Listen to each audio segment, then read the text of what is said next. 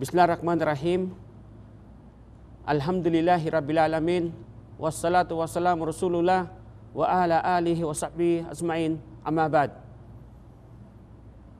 Mga kapatid sa pananampalatayang Islam, una sa lahat, ako'y nagpapasalamat kay Allah subhanahu wa ta'ala sa mga biyayang ipinakakaloob niya sa akin, sa ating lahat, na kung saan ang biyaya ay walang katapusang pinagkaloob ng Allah subhanahu wa ta'ala habang tayo nabubuhay sa mundo. Una sa lahat, ang kapayapaan, ang pagpapala ng Allah subhanahu wa ta'ala kay Propeta Muhammad sallallahu alaihi wasallam, ganun din sa kanyang mga pamilya, sa kanyang mga sahaba, sa mga sumusunod, sa mga tumatak sa landas ng Islam. Ngayon po, ating tatalakayin ang tungkol sa zakat, ang kawanggawa o charity, ang pagtulong ng mga mayayaman sa mahihirap.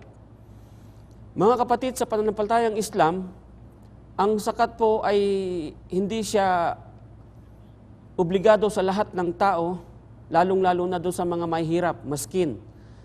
Pero ito po ay obliga ng Allah subhanahu wa ta'ala na ipagkaloob ng mga mayayaman ang kanilang 2.5 ng yaman sa bawat taon o Ramadan to Ramadan, na kung saan ang 2.5 po ng kanilang yaman ay dapat lamang po ipagkaloob nila sa mga nangangailangan, lalo na doon sa mga mahirap na Muslim.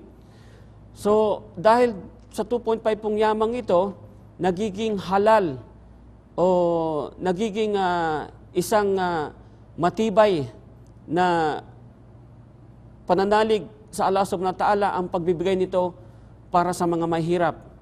Ibig sabihin, kung hindi nila magagampanan ang pag-obliga sa kanilang sarili, ipagkaloob ang 2.5 ng yaman, ang zakat, ang kanila pong yaman ay mauuwi sa haram.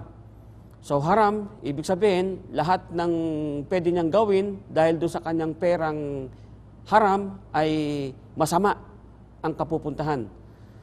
Alhamdulillah na sa Islam, ipinagutos po ito ng Allah subhanahu wa ta'ala na ipagkaloob ng sinumang mayayaman dahil ang mga mahirap na nangangailangan ng kanilang tulong ay dumarating sa oras at sa buwan po ng Ramadan, dito po nalalaman kung paano dapat ipagkaloob ng mayayaman ang kanilang 2.5. So, yung 2.5 pong yaman, alhamdulillah, hindi lamang po sa mga tao na dapat bigyan niya ng basta-basta lamang, kung hindi, siya po mismo sa kanyang sarili ang may karapatang pumili. Hindi po ito katulad ng ibang mayayaman na kung kanino lamang po pwedeng iaabot niya. So, paano na lamang po kaya kung hindi niya ito na ibibigay sa tamang pagbibigay.